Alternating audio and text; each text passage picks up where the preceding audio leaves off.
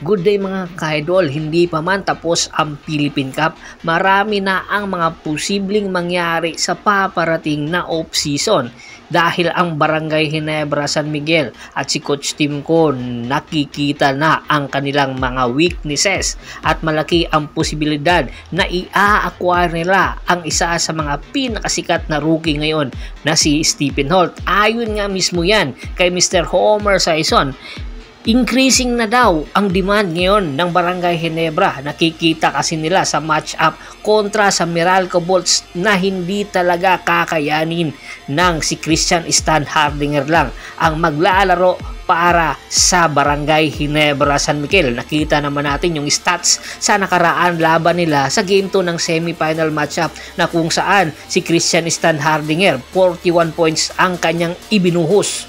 At 3 player lang ang nasa double figure. Karamihan ay hindi nakitaan ng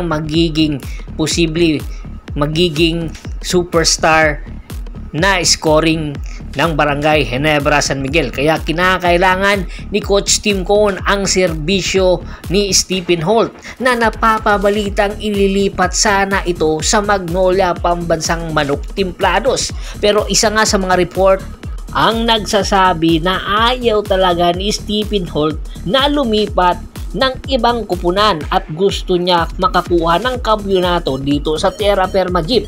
Pero ang tanong ngayon, kakayanan ba or matatanggihan ba ni Stephen Holt ang i-offer sa kanya ng Barangay Ginebra San Miguel at ni Coach Tim Con at ni Boss Al Francis Chua?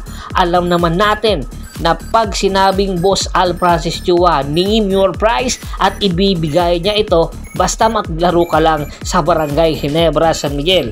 Ilan mga players na ang nakuha ng Barangay Ginebra San Miguel katulad ni Christian Stan Hardinger, Jamie Malonzo, Stanley Pringle, Japit Aguilar.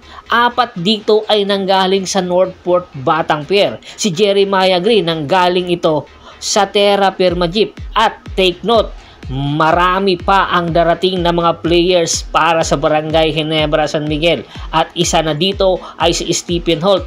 At lalong mas lalakas ang Barangay Ginebra San Miguel dahil hangad nga ng barangay na makakuha ng Grand Slam na isa sa mga posibleng target ngayon ng Barangay Ginebra San Miguel dahil ang Barangay Ginebra San Miguel ay hindi pa nakakakuha ng Grand Slam. Ito na lang ang kupunan sa SMC team na hindi nakakakuha ng Grand Slam. Kaya kinakailangan ni Coach Tim Con ang serbisyo ni Stephen Holt. At take note, hindi lang si Stephen Holt ang malaki ang posibilidad na maglipat sa Barangay Ginebra sa susunod na konferensya. Isa rin sa mga posibleng magbalik or makuha ng Barangay Ginebra ay si Terence Romeo. Marami nga ang nagtatanong, kailan ba or may tsansa pa bang magbalik or makatandem ni Terence Romeo si Stanley Pringle?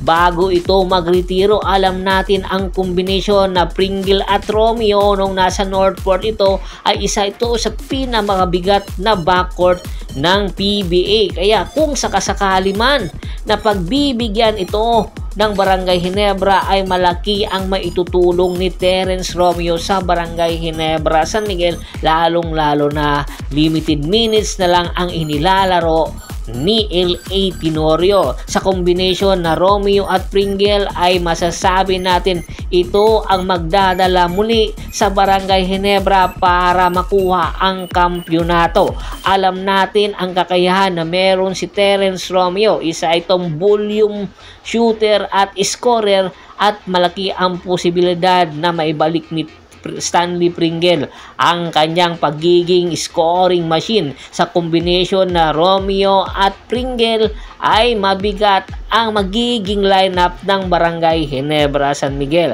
Ang tanong, paanong paraan makukuha ng Barangay Ginebra San Miguel si Terence Romeo at sinong player ang posibleng idagdag or ipalit ng Barangay Ginebra at sinong kupunan ang posibleng maging condit team ng Barangay Ginebra para matuloy ang trade transaction. At isa pa sa mga nagtatanong ngayon ng mga fans, Sino ba ang hindi nakakakilala kay Taylor Statham? Nasaan na ba itong si Taylor Statham? Ang nasabing player na si Taylor Statham ay matagal nang gustong pumasok sa PBA. Noong 2021 pa lang ay isa na ito sa mga posible sanang magpalista sa annual rookie draft dahil nga sa pagiging stricto ng PBA ay hindi matuloy-tuloy ang kanyang pagpasok sa PBA. Ngayong taon sa pagluwag ng mga restriction at nawala na nga ang mga posibleng balakid sa pagpasok ni Taylor Statham, narami ang nagtatanong na fans, ano na nga ba ang latest para kay Taylor Statham? Maglalaro na ba ito sa paparating na PBA annual rookie draft? Sa mga hindi nakakilala, si Taylor Statham, isa itong 6'6 na Filipino-American na may laro power forward at shooting guard. Alam nyo ba, isa sa pinakamagandang ipinakita ni Taylor Statham nung naglaro ito sa liga sa Thailand na nag-a-average ng 57 points per game. Ganon kataas at ganon kalakas si Taylor Statham at nagkapaglaro din ito sa Drew League sa NBA na kung saan naging player of the week ito. Kaya inaasahan malaki ang posibilidad na mag-iinteresan ito ng tropang giga na kung saan badly needed nga nila ang isang scoring machine na katulad kay Taylor Statham. At ayon nga sa isang ulat, baka daw posibleng i-escape ni Taylor Statham ang paparating na PBA draft dahil meron itong inaasikasong negosyo niya sa United States na Taylor or Statham Academy na kung saan nagtuturo nga ito ng mga basketball sa mga bata doon. Kaya aabangan natin ang magiging desisyon ni Taylor Statham kung papasok ba ito sa PBA Annual Rookie Draft. Bago pa natin tapusin ang ating kwentuhan, shout out muna tayo sa ating mga solid na followers na laging sumusuporta sa atin kay Sir Ernio Campela, si Brix Bintilio, Marian Karamuan, Piding Pirer, Raymond Angelo, Loreto Giritan, Kagawad Kat sa Kinudukusin ng Hagonoy, Bulacan, Ronald Bersubidad, Anthony Lakialon, happy birthday sir, at sa Lakialon family. Marami pong salamat sa walang sawa niyong pagsuporta. Pagbisita rin po ng Facebook fanpage ko, paki-like, paki-follow, paki-share, ganun din po sa YouTube channel ko at sa TikTok channel ko na Percival Monteron Sports Channel. Hanggang sa muling kwentuhan, maraming salamat po.